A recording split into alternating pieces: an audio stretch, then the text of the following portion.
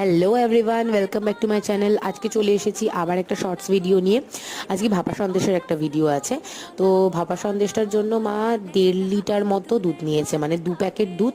তারপর আরও কিছুটা দুধ নিয়েছিল। তো এখানে ভাপা সন্দেশে বেশি যেহেতু মিষ্টি একদমই হয় না, তো 3 থেকে 3.5 চামচ মতো চিনি নিয়েছিল। ছানা তো করেই নিয়েছিল জিনিসটাকে, তারপরে ব্লেন্ডারে দিয়ে ভালো করে ব্লেন্ড করে নেওয়া হয়েছে। তো এলাচ গুঁড়ো দেওয়া হয়েছে তার মধ্যে, শুনতেই পেলে। তো এবার সব কিছু এটা দেখো দিয়ে এরকমভাবে নাড়িয়ে নেওয়া হবে জিনিসটা। তারপরে কেশর দিয়ে দেওয়া হবে। কেশর দিলে ফ্লেভারটা যেমন আসে সুন্দর, দেখতেও ভালো লাগে, আর ভাপা সন্দেশে তো কেশর দেওয়া থাকেই। তো এটাকে 20 থেকে 25 মিনিটের জন্য ঢাকা দিয়ে একটা ভারী কিছু দিয়ে চাপা দিয়ে রাখতে হবে। তো 20 থেকে 25 মিনিট পর এই দেখো বার করে এরকমভাবে, এরকম দেখতে লাগবে জিনিসটা, এরকম সফট, এরকম সুন্দর হবে। তো কেটে কেটে এরকম করে পুরো মিষ্টির দোকানের মতো তোমরাও বানিয়ে খাও।